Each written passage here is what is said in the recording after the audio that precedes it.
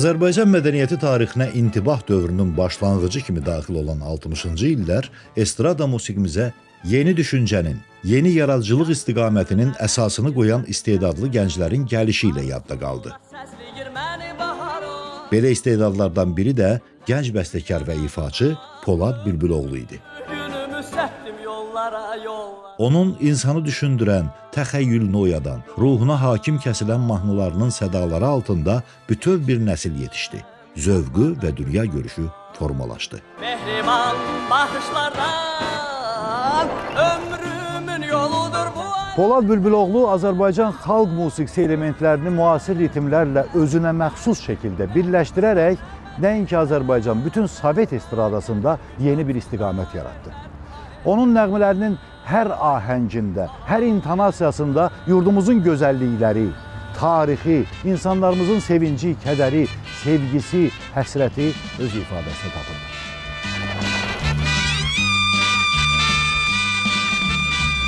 Ayaqlarım yoruldu, çiçək tapa bilmədim. Gün batdı, axşam oldu, çiçək tapa bilmədim. Siz çiçəkdən çoxsunuz, çiçəkdən gözəlsiniz. Ay yurdumun qızları, üzərəm ulduzları. Ümumiyyətlə, o dövrdə yeni söz demək, yeni fikir yaratmaq çox müşkül bir məsələ idi. Biz nəzərə alasaq ki, Qara Qarayev, Fikrət Əmirov, Tofiq Quliyev, Rauf Hacıyev nəhəng Azərbaycanımızın bəstəkarlarının ən məhsuldar, belə desək, illəri idi. Və bu bəstəkarlar sırasında gənc bir bəstəkarın, Polad Bülbüloğlunun yeni üslub yaratması doğrudan da bu artıq tarixi hadisəyə çevrilir. Tarixə nəzər yetirəndə görürük ki, Polad müəllimin məhz hər yazdığı, belə desək, mahnı o illərdə artıq şləgerə çevrilir. Polad müəllimin mahnılarının ün qazanmasının, populyarlıq qazanmağının səbəbi səmimiyyət idi. Tamaşaçıların öyrəşmədiyi musiqi idi. Çox səmimi idi. Birbaşa hansısa adamın, sadə bir adamın danışdığı hekayəyə oxşayırdı deyənə. Qəlblərə tez yol tapdı. Üstəgəl, axı Polad müəllimin özünə məxsus ifa tərzi var. Belə bir bizdə estrada ifaçısı olmayıb ki, hansı ki o həm özü öz mahnılarını ifa etsin, həm özü rəqs etsin, həm o sanki bir mahnını bizə tamaşa şəklində təqdim edirdi. Yəni onun hər çıxışı bir bayrama çevrilirdi. Hətta mən sizə deyim ki, biz bəzən musiqi dilində deyirik major və minor əsərlərdə, hətta onun ifa etdiyi o minor əsərlərdə də gələcəyə ümid var. Bir işıqlıq var, sabah var. Mənə elə gəlir ki, tamaşaçılar onu Əzizinin danışdığı hekayə kimi qəbul ediblər deyə, öz həyatlarında baş verən hadisələri görüblər deyə, ona görə belə canı könüldən o mahnılara sevgi göstəriblər, özünə yaxın hiss ediblər. Heç bir ofitsoz, heç bir rəsmilik olmuyor bu mahnılarda ona görə.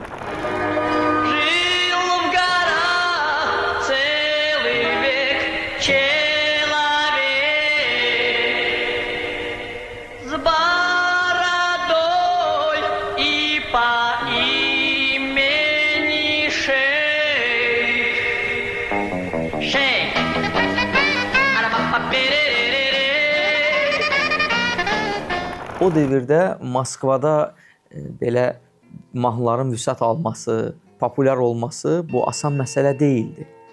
Hətta biz o lent yazılarına biz nəzər yetirəndə biz görürük ki, hələ Azərbaycanda o üslubda, o ritmlərdə və belə desək, o intonasiyalarda hələ heç bir bəstəkarın eləmədiyi bir yeniliyi Polad Bülbüloğlu etdi.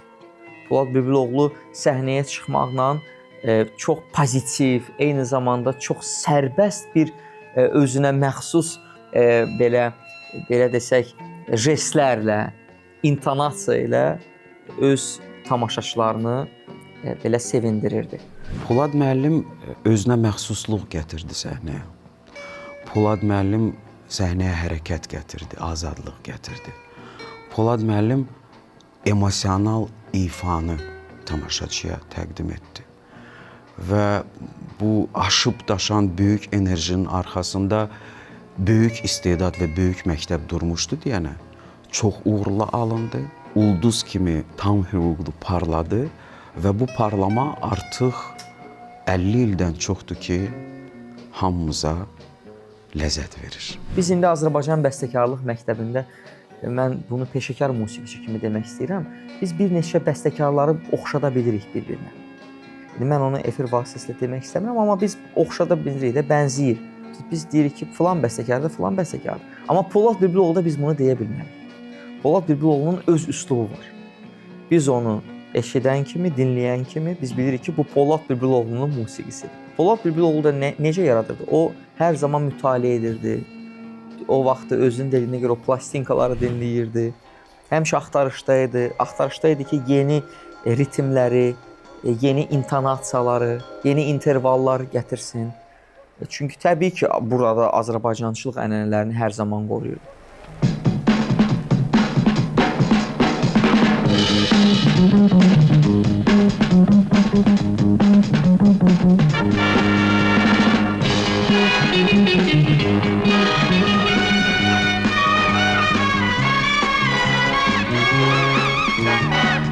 Mavi nəğmələr deyər, mavi Xəzərim, duzlu dodaqlarını öpər şəhərim.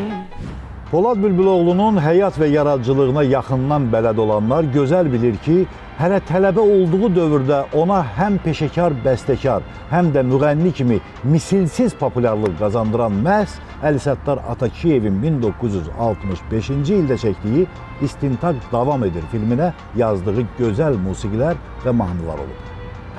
Tələbə ikən ona kino sifarişi artıq verirlər və bu kino musiqisində də artıq belə desək Azərbaycan kino səlnaməsində, Azərbaycan kino musiqisi tarixində Polad Bülbüloğlu'nun öz belə üslubunu, öz dəsti xətti var və o incilər bu günləri bizə baris nümunə kimi bugünkü nəslə təqdim olunur. İstintaq davam edir filmi nəzərə alsaq ki, 1966-cı ildə çəkilib. Şübhəsiz ki, o dövrün dəbinə uyğun olaraq bu filmdə çox gözəl caz parçaları biz eşidirik.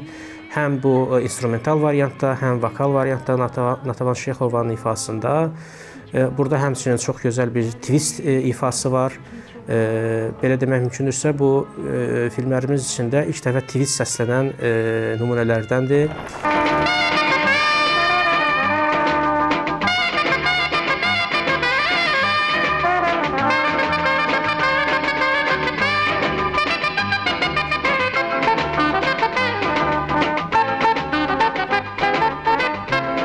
Həmin dövrdə nəzərə alsaq ki, ümumiyyətlə caza qarşı, ümumiyyətlə Amerikan sayağı musiqiyə qarşı çox böyük təzyiq olduğunu nəzərə alsaq, belə bir addım mavi ekrana çıxan bir filmdə cazın, twistin səslənməyi çox böyük, çox cəsarətli bir addım idi.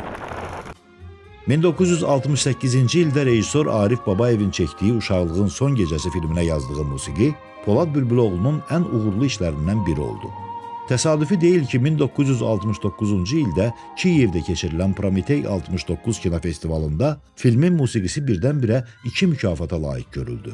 Ən yaxşı musiqi tərtibatına görə və müasir mövzunun musiqidə yeni üslubda ən yaxşı həllinə görə.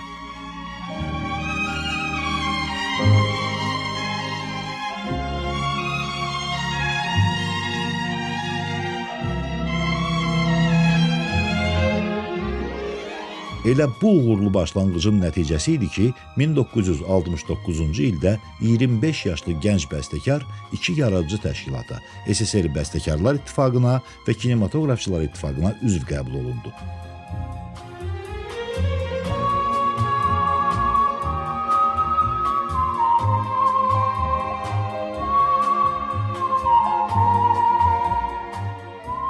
Həmin dövrdə o artıq nəinki Azərbaycanda, bütün keçmiş Sovet İttifaqında ən populyar bəstəkarlardan və ifaçılardan biri idi. 1967-68-ci illərdə onun mahnıları yazılmış vinil disklər rekord tirajla buraxılmışdı. Uşaqlığın Son Gecəsi filmi üçün yazdığı həm əsas tema, filmin müxtəlif səhnələrində, müxtəlif variasiyalarda səslənən musiqi və həmçinin filmin sonunda səslənən məşhur Gəl ey səhər mahnısı çox böyük əhəmiyyətə malikdir. Söz yox ki, bu haqlı olaraq da mükafata layiq görülüb. Onun belə demək mümkündürsə, filmlərimiz içində ən romantik musiqilərdəndir. Yollar seni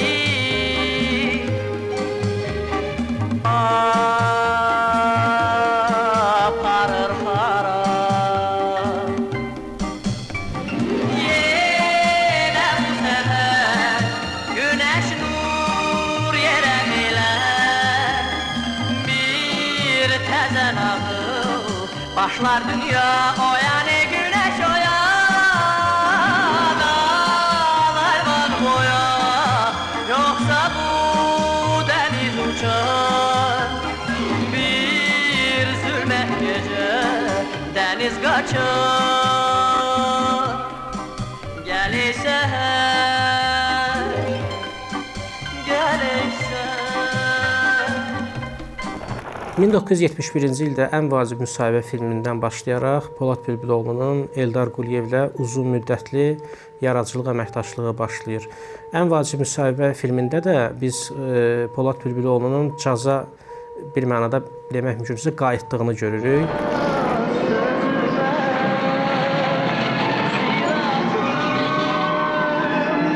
Hala Zavur, əyləş yaparım. Dayan gelirim. Baktın sen üzüme, ot koydun gözüme, kaynayıp taşmadım ben. Baktın sen üzüme, bak kaldım özüme, ne üçün çaşmadım ben. Filmdə səslənən Mavi gözündə mahnısını da xüsusi vurğulamaq lazımdır. Həmin musiqi filmdə sadəcə radioda ani bir şəkildə səslənməyinə baxmayaraq o mahnı sonralar Polad Bülbüloğlu'nun yaradıcılığında çox məşhurlaşıb, sevilən mahnılarından olub. Ola bilər ki, bir bəstəkar çox mahnılar yazsın, amma onlar içərisindən bir neçə mahnı tutarlı olsun. Amma Polad Bülbüloğlu'nun xoşbəxtliyi ondadır ki, onun bütün yazdığı mahnılar demək olar hamısı şləqid və kino musiqiləri üçün nəzərdə tutulmuş məhz kino musiqiləri də bugün bütün demək olar Azərbaycanlıların dilləri əzbəridir.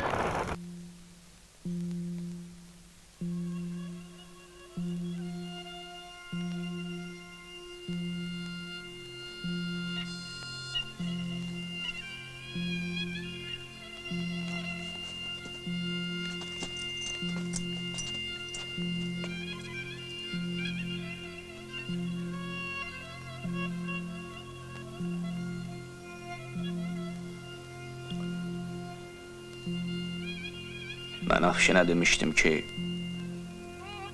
Bəz qalasının xərabəsini mənə göstərsin. Son dəfə vidalaşmaq üçün. Ne üçün o səni, miskin bir varlığı mənə göstərir. Polad Bülbüloğlu'nun müxtəlif mövzulu filmlərə yazdığı musiqilərin hər biri maraqlı bədii kəşflər və tapıntılarla zəngindir. Ancaq onların arasında xalqımızın qəhrəmanlıq tarixindən bəhs eləyən Babək filminə Bayatçıraz muğamının motivləri üstündə yazılmış musiqi, əsl simfonik vüsəti, parlaq obrazlılığı ilə ayrıca götürsək, möhtəşəm bir sənət əsəridir.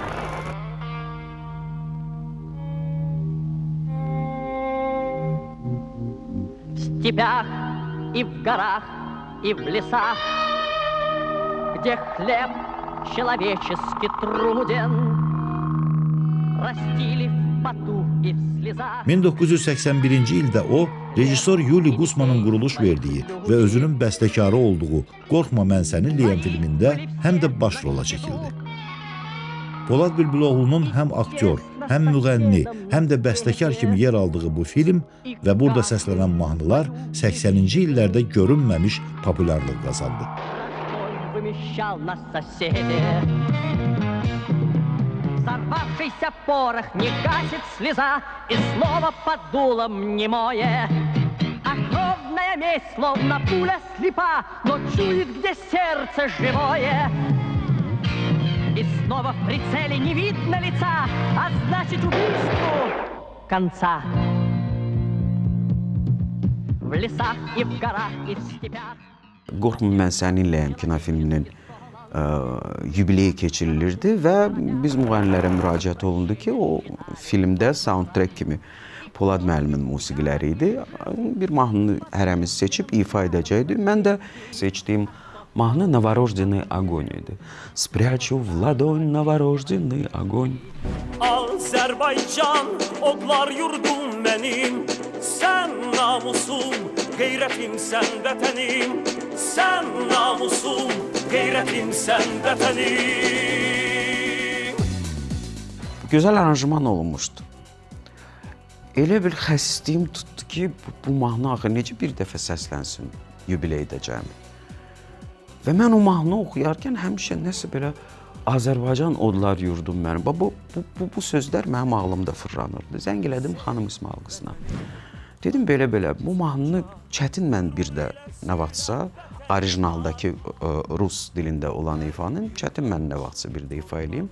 Buna bir mətin lazımdır və mənim baxışıma görə bu vətənpərvər mahnı olmalıdır. Çox qısa zamanda xanım İsmail qızı mətni yazdı. Mən mahnını lentə aldım və həmişə müəlliflərdən izin alıb ifa eləyən ifaçı olduğuma görə müraciət etdim Polad müəllim. O zaman Polad müəllim mədəniyyət nazirimiz idi. Polad müəllim heyrətə gəldi. O dedi, vallahi heç mən bu mahnıda belə potensial görmürdüm. Qeyrətimsən vətənim, Azərbaycan, odlar yurdum mənim, sən namusum, qeyrətimsən vətənim, sən namusum, qeyrətimsən vətənim. Azərbaycan, odlar yurdum mənim, sən namusum, qeyrətimsən vətənim. Azərbaycan, odlar yurdum mənim, sən namusum, qeyrətimsən vətənim, sən namusum, qeyrətimsən vətənim. Ötən əsrin 70-ci, 80-ci illərində Polad Bülbüloğlu'nun yeniliyi və təkrar olunmazlığı ilə fərqlənən mahnıları milyonlarla insanın qəlbini, ruhunu oxşadı. O rəhbərlik elədiyi estrada kollektivləri ilə bütün keçmiş SSR-ni, dünyanın 70-dən çox ölkəsini gəzdi. Azərbaycan musiqi mədəniyyətini layiqincə təbliğ elədi. Bu kollektivlərdən biri də həmin illərin ən tanınmış musiqi kollektivlərindən olan Aşıqlar qrupu idi. Aşıqlar qrupu 1973-də yaranır. Öz fəaliyyət. 81-də deməli Polad müəllim Azərbaycanda qrup yaratmaq istəyir. Azərbaycanda bizi tanıyırdılar. Qrup Aşuqi gedirdi. Və sonra Polad müəllimlə tanış oldum mən. Söhbət elədik. Polad müəllimə mən öz təklifimi buyurdum, Aşıqlar qrupunun. O da deyir ki, Elxan, necə qrupun adı nədir? Dedim ki, Aşıqlar qrupu. Deyir, elə Aşıqlar da qoy qalsın. Ondan da 81-ci ildən deməli biz Polad müəllimlə bir yerdə az konsertdə daxil olduq. Az konsertdə deməli 2 ay biz məşq eləmişik. Həm Polad müəllimin proqramını hazırlamışıq 2 hissədən və Aşıqlar qrupunda proqramlasa 2 hissədən. Qara şal gəlir, yanaq üstə qara xal gəlir. Əyninə geyib qara şal gəlir, yanaq üstə qara xal gəlir.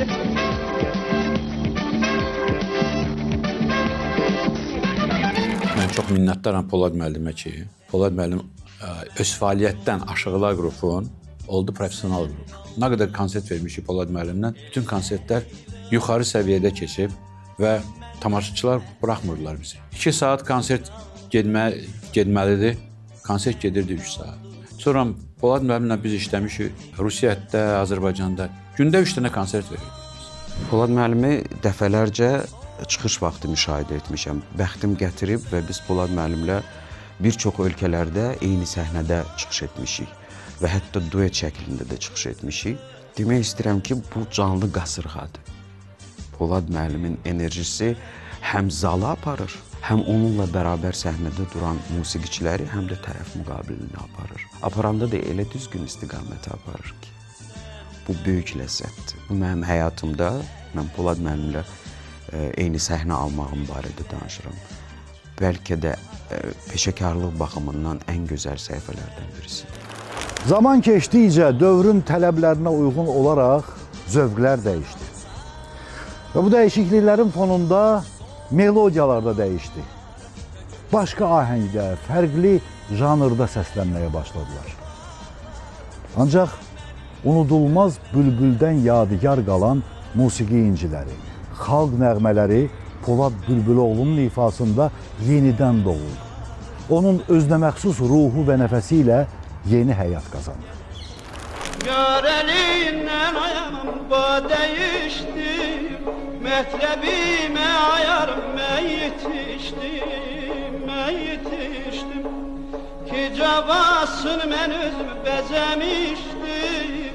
Aman gül gez balam hanı, gülüm hanı. Ağızda halim o mehcem ağlim, öldürdü beni ay gülüm, nedir hıyali, ay aman nedir hıyali.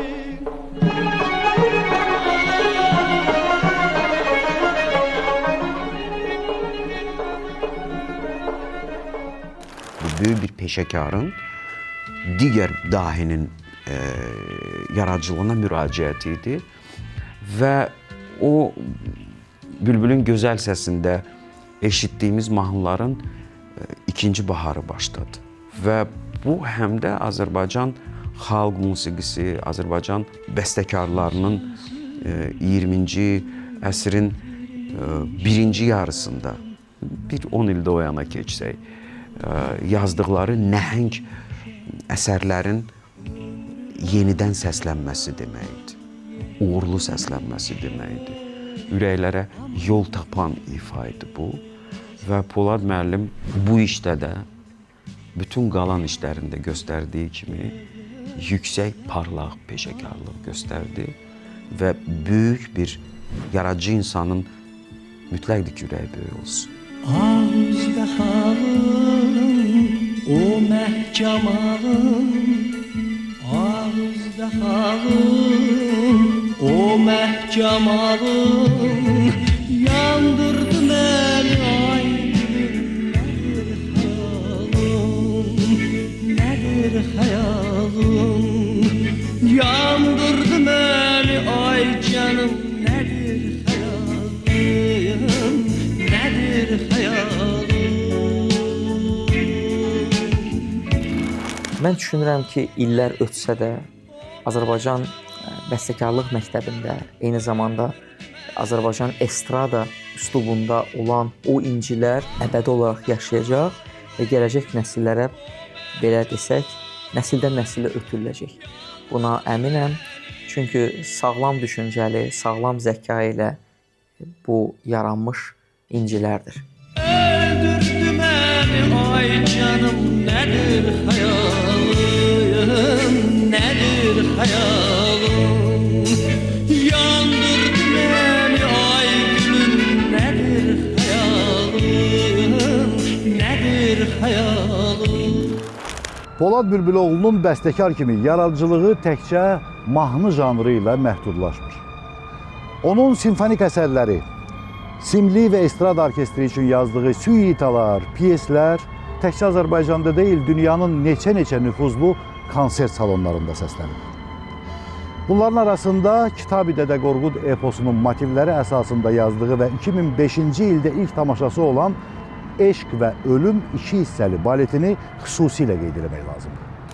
Bu tamaşada mənə baş rollardan biri olan ölüm obrazı yaratmaq böyük xoşbəxtlik idi mənim üçün və bu obrazın üzərində işlədiyim zaman mənim sənət həyatımda bir neçə hadisələr baş vermişdi və mən Polad müəllimə böyük minnətdarlığımı bildirmək istəyirəm ki, məhz məni bu ölüm obrazı üçün müdafiə eləyib israr elədi.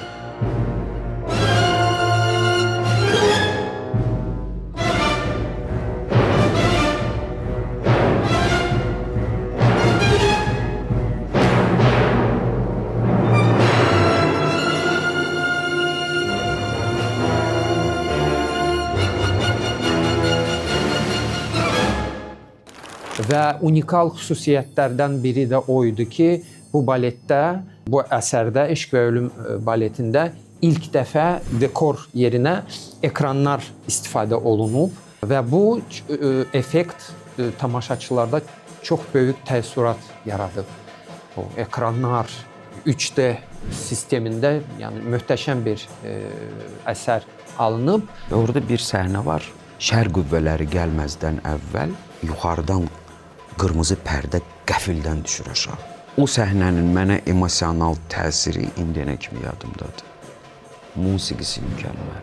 Bu quruluşda eyni zamanda həm opera balet teatrının rəqqasları iştirak edirdi, həm də dövlət rəqs ansamblının rəqqasları iştirak edirdi və belə bölgü var idi ki, opera balet artistləri xeyir qüvvələrini canlandırırdı, dövlət rəqs ansamblının solistləri və truppası şər qüvvələrini canlandırırdı.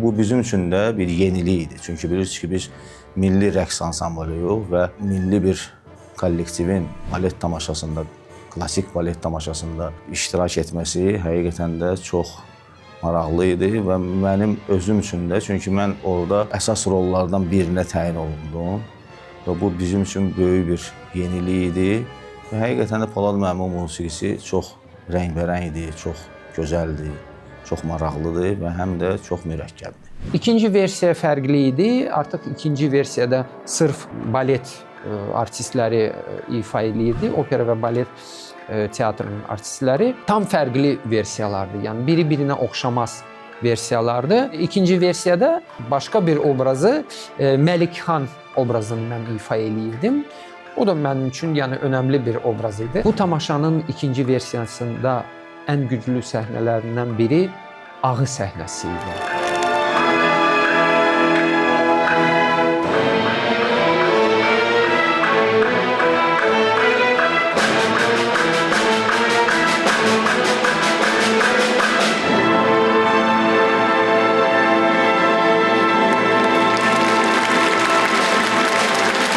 Ümumiyyətcə, Eşq və Ölüm baleti Polad Bülbüloğlunun balet bəstəkarı kimi xüsusiyyətlərini də üzə çıxartdı.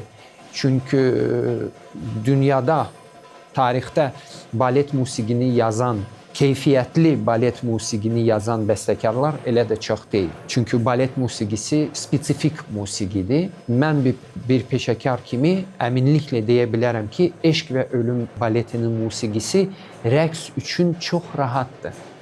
Əsas da budur rəqsdə. Polad müəllimin istedadı, onun təhsili, Qara Qarayevdən aldığı dərslər, bayaq dediyim kimi Bülbülü canlı müşahidə edən bir insan kimi Polad müəllim ömrünün böyük bir hissəsini yaşayıb. Bax, bunlar hamısı birləşib və ona hətta qavramaq üçün çətin olan opera, balet musiqisinin tamaşaçıya çox yaxın olmasını təmin etdi. Tamaşaçı sözsüz, mətinsiz bir tarixçəni gördü, bir tarixi gördü. Polad müəllim, mən deyərdim ki, bizim musiqi janrımızda bir inqilab eləyən bir insandır. Yəni, yeni janr yaradan, yeni bir musiqi tərzi yaradan insandır. Polad müəllimin musiqilərində milli ruh yaşayır və bizim üçün də o rəqslərə quruluş vermək həqiqətən çox həm məsuliyyətlidir, həm də rahatdır. Çünki milli musiqidir. Milli nəfəsli musiqidir. Hər bir Azərbaycanlı üçün bizim ata yurdumuz olan Şuşaya ayaq basmaq həqiqətən böyük bir fəxrdir. Və bizim üçün də iki qat bir sevinc oldu ki, biz məhz Şuşada Polad müəllimin mahnısına səhnədə böyük bir rəqs hazırladıq və inanırız ki, ən yadda qalan bir rəqs nömrələrindən biri oldu.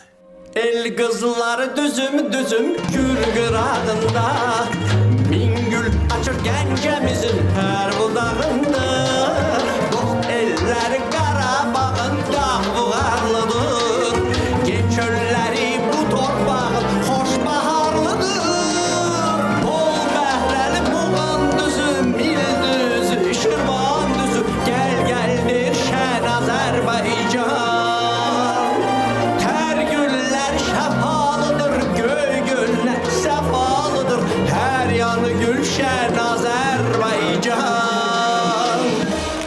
Dəyişən zaman və dəyərlər, sürətlə inkişaf edən texnologiyalar həyatımıza yeni ritmlər, yeni harmoniyalar gətirir.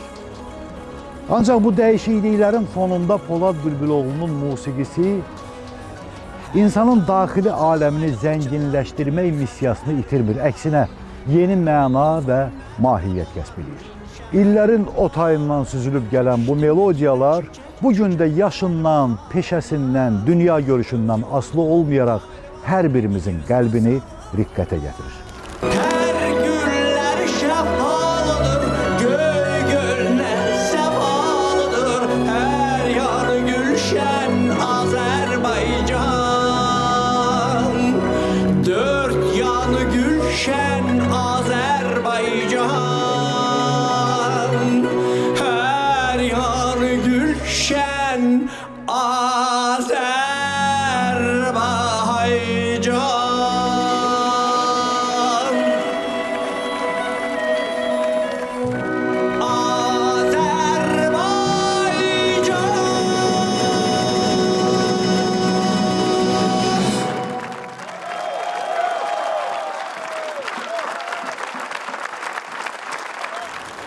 Fevral ayının 4-də adı ritmlərdəki tariximizə qızıl hərflərlə yazılmış böyük vətənpərvər və yaradıcı insan, görkəmli incəsənət və dövlət xadimi, xalq artisti Polad Bülbüloğlu'nun 80 illik yubileyini böyük təntənə ilə qeyd edəcəyik. Bu fürsətdən istifadə eləyərək artıq 60 ildən çoxdur ki, Azərbaycan estradasının klassikasına çevrilmiş melodiyaları ilə ruhumuzu oxşayan və bu gün də varlığı ilə bizi sevindirən sevimli sənətkarımızı yaradıcı qrupumuz adından səmimi qəlbdən təbrik edirik.